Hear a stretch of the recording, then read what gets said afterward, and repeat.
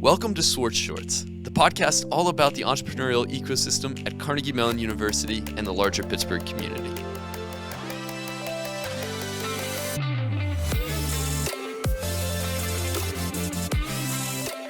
Welcome back, everyone, to Swartz Shorts. We are excited to have with us on the show today Dane Pieri. Dane is alum of Carnegie Mellon and a startup veteran, working in leadership roles for multiple startups over the last several years. Currently, Dane is with Benchling. Benchling is focused on making biotech research and development faster and more collaborative. Dane, welcome to the show. Thanks for having me. So Dane, as we do with all of our guests, before we let Pat kind of get into the hard-hitting questions here on Benchling and what's happening in the product management world, I just want to kind of dive into maybe a little bit of your background, some of the motivations that have brought you to this point in time, and why did you choose this career path? Sure. I can sort of go through chronologically. So I went to Carnegie Mellon. I studied design and human-computer interaction. So it was at Carnegie Mellon that I realized that, of those two, I was more interested in sort of the digital design than industrial design, which was my first major. So I did a number of internships at software startups, summers, while I was at school. And then immediately after graduation, I moved out here to the Bay Area, and I've been here ever since. I actually ended up doing an internship for a startup, that was like 5 people, I think, the summer that I was there, and then worked for it full time after graduation. It was like 30, and then eventually 70 people. And I've just sort of, I've been worked in product roles at a number of startups over the last 10 years, from seed stage, and then Benchling now is depending on your definition of startup, is still a startup, but it's by far the largest company that I've ever worked for. Before this, I'd never worked for a company that was larger than, I think, 100 people. So to me, it feels very big and corporate compared to what I'm used to. But the through line has definitely been product management. Although, as part of one of my requirements for the human-computer interaction major, I had to take 15 101. Introduction to programming. So I learned how to program when I was at Carnegie Mellon, and so I've been able to lean on that skill throughout the years, especially if it's just a team of 5 people. Being a full-time product manager is not super useful. Like, if you can code, you should roll up your sleeves and write some code. So I've done a lot of that, especially at earlier stages, and done some design as well. Yeah, gotta wear multiple hats. Well, Dane, I can tell you, I'm in my MBA program at Carnegie Mellon right now, and I've kind of dipped my toes over into the School of Design and taken a few HCI classes, and man, it gets your brain working a little bit of a different way. You guys definitely have an incredible curriculum over there. So yeah, I remember there's always a few business people in those classes. we're the ones kind of slowing everyone down or asking the way too financial questions while you guys are trying to get creative. Yeah, that's Rob in the back, sneaking out the back door just as class is ending. Yeah. Hey, a holistic curriculum, right? That's right.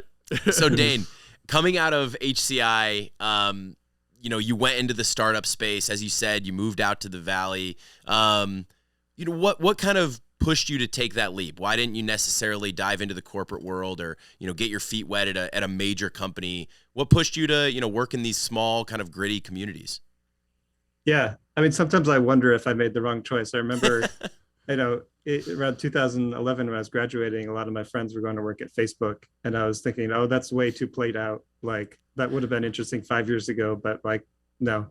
But probably financially would have been a better call to do that than to work for a bunch of seed stage startups. But ultimately it's a lot more interesting. All the stuff that people say is true. At a startup, nobody's telling you what to do or what not to do. It's up to you to figure out what are the most important problems. And if you say you want to solve a problem, nobody's going to stop you. You don't really have to convince anybody that you're solving the right problem, because you just sort of dive in and do it. And so being able to have sort of like a wide set of responsibility and to focus almost 100% on execution is really fun and really rewarding. Dane, you and I have had a chance to work together in the not so recent time, or not so recent past. One of the things, Dane, about you that differentiates you as a product manager is your passion for the problems that you're solving for your customers. And so in addition to the interdisciplinary focus that you mentioned on design and engineering, tell me a little bit about what gets you excited about solving problems for your customers, and maybe specifically at Benchling and some of the problems that you're working to solve right now. Yeah, I've sort of, I haven't focused on one specific industry, right? And I guess one of my skills is being able to get really sort of excited and deep on whatever it is that I happen to be working on. I guess part of that is only choosing to work on things that I think I can care about. I don't think it would be a good fit for me to be working on something that I don't care about and just sort of approach it as a job, because it wouldn't get the best out of me and I don't think I'd enjoy it. So for Benchling specifically, so Benchling customers are, biotech companies who are producing pharmaceuticals or producing agricultural products. So what interested me is especially last few years with COVID, right? We're starting to see the opportunities or the benefit to humanity that comes from some of these new modes of treating disease, right? So we had a lot of gains in the 20th century just from throwing simple chemicals at problems, right? And things like ibuprofen or antibacterial chemicals, advanced society quite a bit. But we're starting to reach diminishing returns with those traditional chemical therapeutics, and the world of biotechnology and DNA is a whole new world that can sort of lead to another step function advance in human health. So that's interesting and motivating. But I don't have a background, I don't have a PhD, so I can't sort of directly contribute to that effort. So this is a way for me to indirectly contribute to that, using the skills that I do have, which are about software and product. Another thing for me personally is my wife is a scientist, and she works in biopharma. So when I think of the theoretical user that I'm designing for, it's exactly her and what she does. So that's just sort of fun and interesting, and it helps a lot in terms of being able to actually understand what our users are doing and not have it be academic, to have it be more real.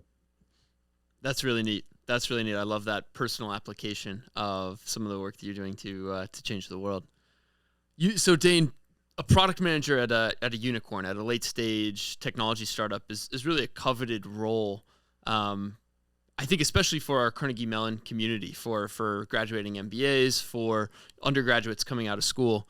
Tell us a little bit about what you would recommend for students that are looking for internships, looking for full-time roles in a role similar to yours, and how they can set themselves up for success to be a dynamic product manager. It's a good question. I mean, I think just sort of be passionate and motivated about what you're doing and find things that interest you. I think I've personally found that to be one recipe for success, is to actually legitimately care about the work that you're doing. Because if you get that right, then sort of everything else falls into place. I wouldn't. So my path has been 10 years at super early stage startups and then jumping to a later stage startup. I don't think that's a necessity. You can go straight to the later stage. You learn a lot of skills at early stage startups that you learn a lot slower at a larger company. So I've been able to use those skills, but it doesn't take 10 years to learn all those skills necessarily.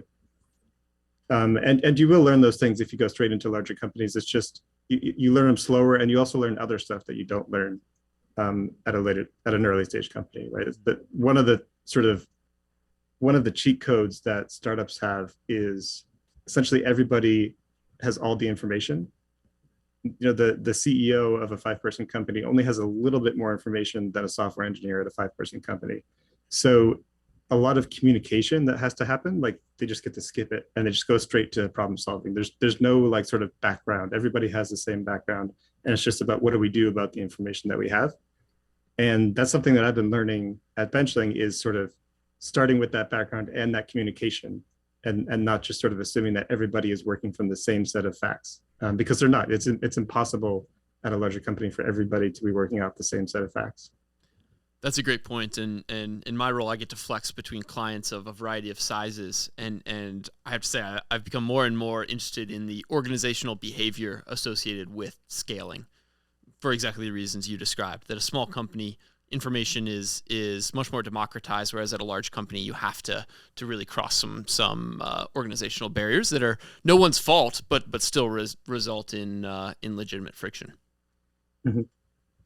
So Dane, looking at the idea of breaking into the smaller startup scene, these seed stage companies, I think oftentimes people see a path to a corporate career as, pretty cut and dry. Here's the experience I need. Here's how I need to build my resume. And then, I'm going to follow the typical recruiting path to get there. I think oftentimes when folks have this feeling that they want to break into startups, they really struggle understanding, well, how do I meet these people? How do I go get a job at the 5-person startup? And, how do I move through that community? It actually is, there's no, cut and dry answer for that. So what tactics have worked for you to get involved with these really tight-knit communities? Frankly, these really kind of emotionally driven, companies. When it's that small, the relationships are really, really strong. They're at that co-founder level. How did you find yourself in these groups of people? Yeah, I mean, it definitely starts with your network and introductions and sort of expanding your network. So, for me coming out of high school and then college, that was sort of family, and then folks at CMU is sort of where I started, and then sort of grew out from there.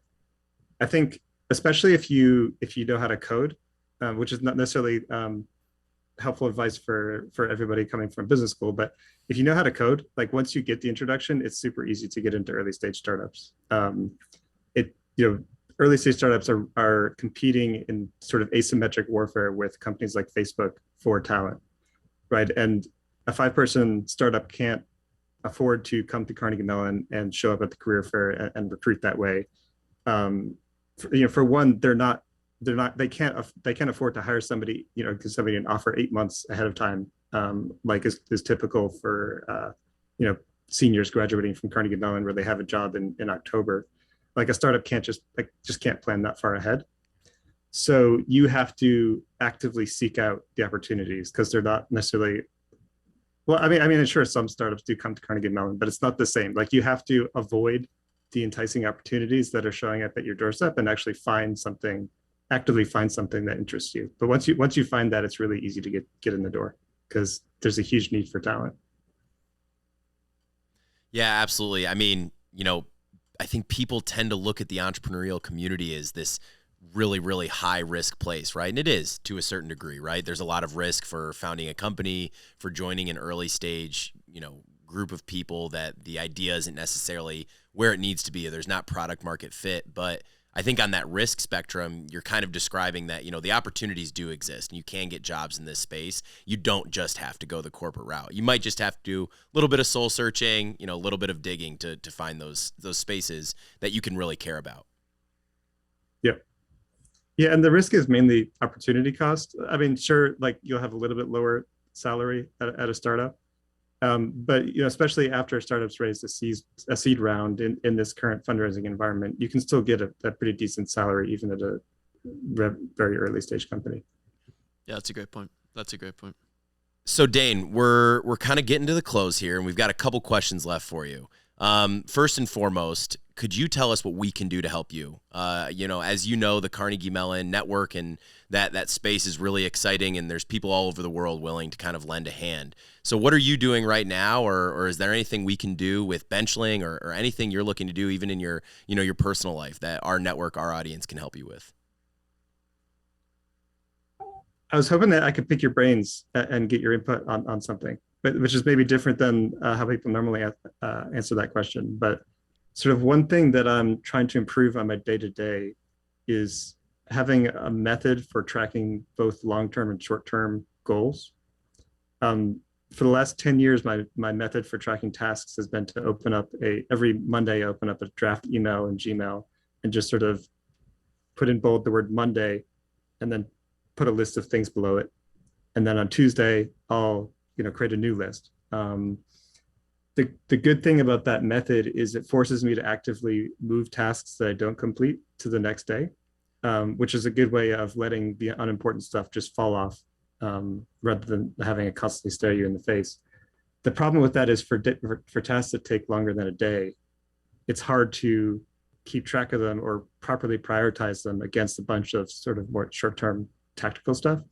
So I'm wondering if you guys have any advice on how to not forget the long-term initiatives while you're also keeping track of short-term tasks that you need to accomplish. Yeah, it's a great question, and I'm sure I'm hoping we'll have some interaction once this is posted. Our audience members may have some ideas. I know one thing that I've tried that admittedly I'm not as disciplined about as I would like to be is separating weekly outcomes from day-to-day tasks. And so I have my day-to-day tasks in a Trello board, Trello. It's a platform for tracking tasks for those listening.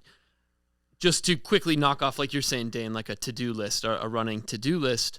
But then I actually use Miro, Miro, basically an infinite digital whiteboard software platform that Dane, I know you're familiar with. And I've built out this whole structure of week by week, what are my outcomes that if it's a good week, I'll have achieved all of those outcomes. And then I actually organize it into swim lanes based on different areas of my job and things I need to make progress on. I found that super helpful. Like I said, sometimes I'm more disciplined about it than others, especially looking at things at that more macro level. But I have found that helpful in the past to differentiate immediate term goals and immediate term tasks from the true outcomes that need to be delivered, which we all know are often different than the day-to-day tasks that we need to accomplish. Do you have a regular cadence for looking at the Miro to make sure that you don't forget about it? Yeah, so I've blocked off an hour and a half every Monday morning. And Dane, you know that my company Headstorm is headquartered on Central Time. And so for me, in Eastern Time here in Pittsburgh, 8:30 a.m. to 10 a.m.